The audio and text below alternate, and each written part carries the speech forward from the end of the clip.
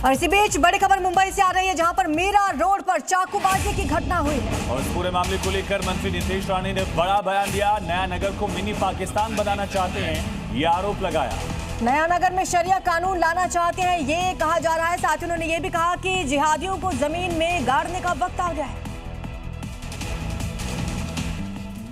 तो मुंबई में जिस जिहादी जुबैर ने धर्म पूछकर चाकू चलाया, आज उस जुबैर के कमरे से कई चौंकाने वाले सबूत मिले। इसमें सबसे खास था कमरा नंबर 304 का एंट्री गेट।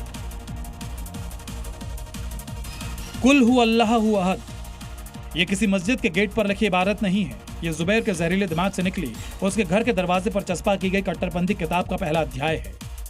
ये गवाही है कि धर्म पूछकर चाकू मारने वाला जुबैर किस कदर कट्टरपंथी बन चुका था।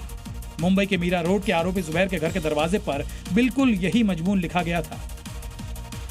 जुबैर ने नोट पर ISIS का झंडा बनाया और लिखा कि लोन वुल्फ तुम पर झपटेंगे, तुम बिलाल अल हिंद में असली जिहाद देखोगे। हम अल्लाह से दुआ करते हैं कि वो सभी मुसलमानों को हिदायत दे। युवाओं से कहते हैं कि वो अपनी फैमिली की चिंता किए बिना इस्लामिक स्टेट से जुड़ जाए। जुबैर के घर से मिले ये सभी सबूत बताते हैं कि कैसे वो कट्टरपंथी विचारधारा से प्रभावित था और ISIS से जुड़ने की सनक ऐसी उस पर चढ़ी कि वो हमलों पर आ गया था। पश्चिम बंगाल को लेकर एग्जिट पोल में बीजेपी को फायदा। जी न्यूज के AI एग्जिट पोल में बीजेपी की सरकार बनने की संभावना। पश्चिम बंगाल में पहली बार बन सकती है भारतीय जनता पार्टी की सरकार। असम में एक बार फिर से बन सकती है बीजेपी की सरकार। AI एग्जिट पोल में बीजेपी को मिल सकती है 80 से 86 सीटें। तो तमिलनाडु में DMK गठबंधन को फिर से पूर्ण बहुमत के आसार, मिल सकती है 140 से 162 सीटें। पश्चिम बंगाल विधानसभा के दूसरे फेज में हुई रिकॉर्ड वोटिंग। करीब 92% मतदाताओं ने अपने मताधिकार का इस्तेमाल किया। पूर्वी बर्धमान में सबसे ज्यादा वोटिंग हुई। दोनों चरणों में मिलाकर करीब 93% रहा मतदान। तेज आंधी और बारिश की वजह से बेंगलुरु में दर्दनाक हादसा। अस्पताल की दीवार गिरने से 7 लोगों की दर्दनाक मौत। मुख्यमंत्री सिद्धारमैया ने किया मुआवजे का ऐलान। PM मोदी ने जताया दुख।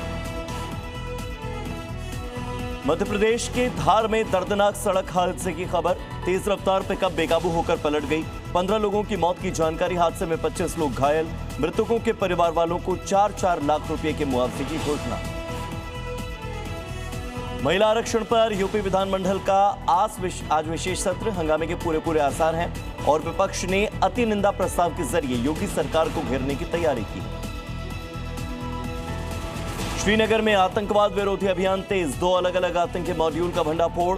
एक डॉक्टर समेत 5 ओवरग्राउंड वर्कर्स को गिरफ्तार किया गया। भारी मात्रा में हथियार और आपत्तिजनक साहित्य और सामग्री जब्त। अमेरिकी राष्ट्रपति डोनाल्ड ट्रंप ने रूस की राष्ट्रपति व्लादिमीर पुतिन से की 90 मिनट तक फोन पर बातचीत। ट्रंप ने कहा, ईरान से पहले यूक्रेन में चाहता था युद्ध खत्म कराना, लेकिन कुछ लोगों ने पुतिन से समझौता करवाना मेरे लिए मुश्किल बना दिया। पाकिस्तान के बहावलपुर में जैश ए मोहम्मद की टॉप कमांडर मौलाना सलमान अजहर की रहस्यमय हालत में मौत। अज्ञात वाहन ने टक्कर मार दी। कई आतंकी घटनाओं में शामिल रहा था यह आतंकी। लंदन में चाकू से हमले को सरकार ने दिया आतंकी हमला करार। यहूदी विरोधी आतंकी एंगल की जांच की जा रही है। PM कीर स्टारमर ने कहा, इस तरह की वारदात बर्दाश्त नहीं की जाएगी।